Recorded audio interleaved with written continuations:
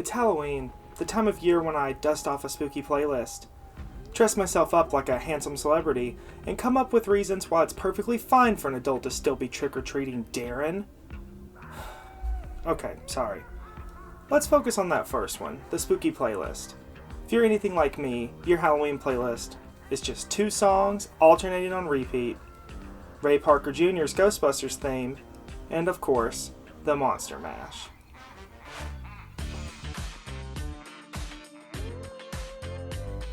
Okay, so what is the Monster Mash? This weirdly comes up a lot on the internet, and people can't decide if it's a song, if it's an event that took place, or if it's a cool dance. Yes, this guy, it's all 3. And I'm going to need you to share that opinion for the next 3 to 10 minutes, or this video will not work for you. If this video goes longer than 10 minutes, it is not going to work for anyone. Because I cannot seem to bring myself to care about things that matter, I'm going to figure out who was the best dancer at the Monster Mash. So to do this, first we need to figure out what the Monster Mash dance looks like.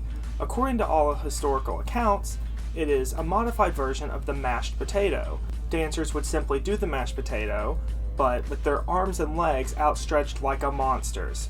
So, if these reports are true, it probably looks something like this.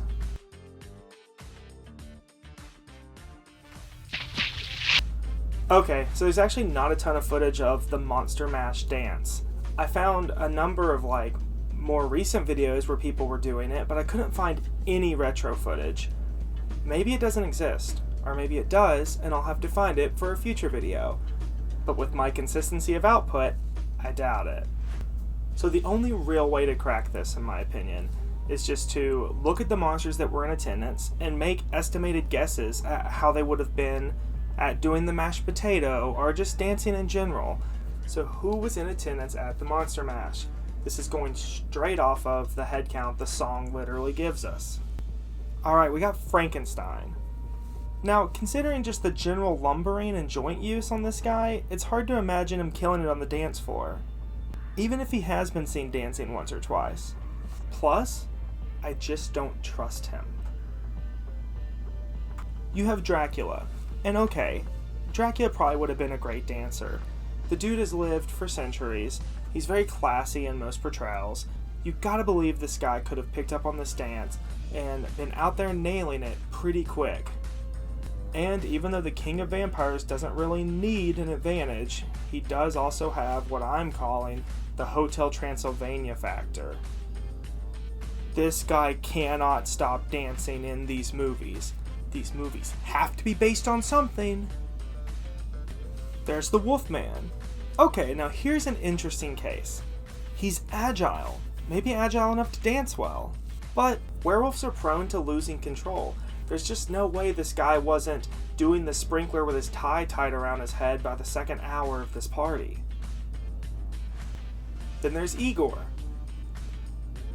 Okay, maybe a bit harsh, but no. Zombies. Okay. This one is interesting as well. Zombies are basically human. Humans can dance well. I just don't want to go to bat for zombies. I mean, it all depends on how much they've decayed. I'd hate to back the wrong zombie, and then he gets out there and starts killing it, and I'm like, wait, this guy might have this, and the next thing you know, his arms are coming off and blood is spraying all over Julianne Hough. There's the Mummy.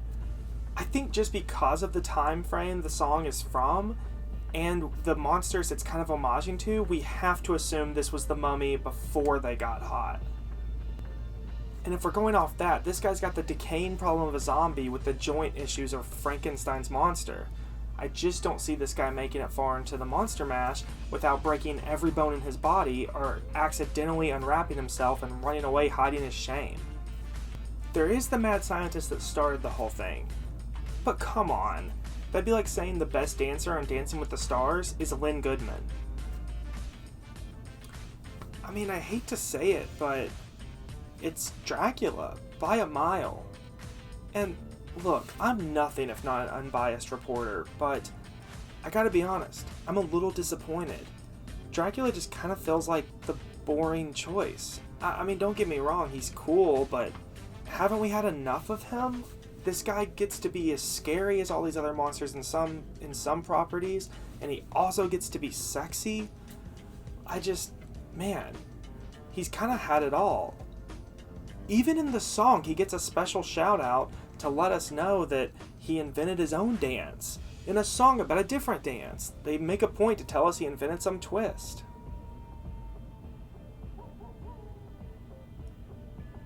Wait, that's it. I can't believe it. It's so obvious.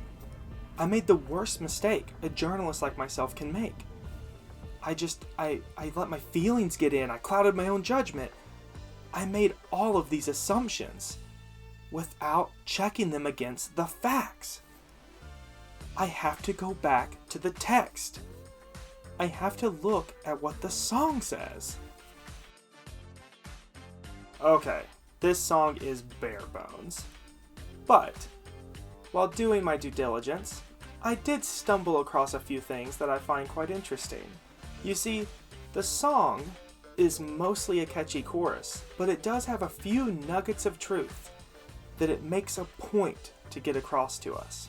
Yeah, we find out that the zombies had fun, and that the party had just begun, but it's tail-ended by a very important little piece of information, that Dracula brought his son. Let's tuck that away for a minute. And then there it is. It was in my brain the whole time, begging to come out. Dracula stops the party to shout, "Whatever happened to my Transylvania twist?"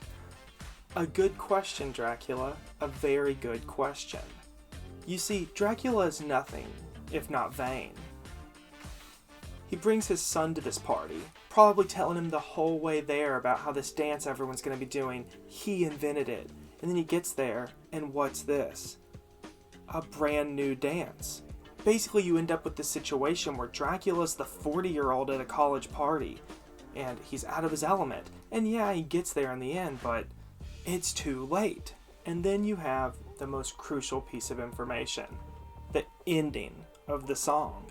The song ends with Igor, little old Igor, screaming out, "Mash good."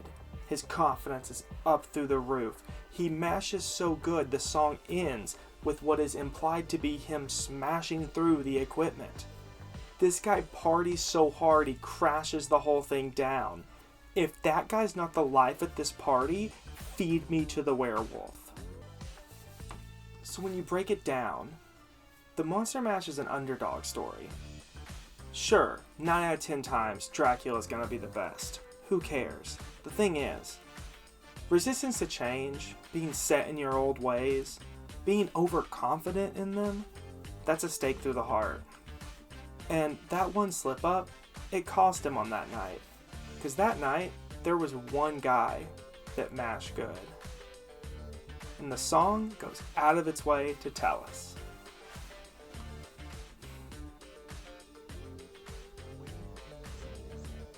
What if those are just what rhymed?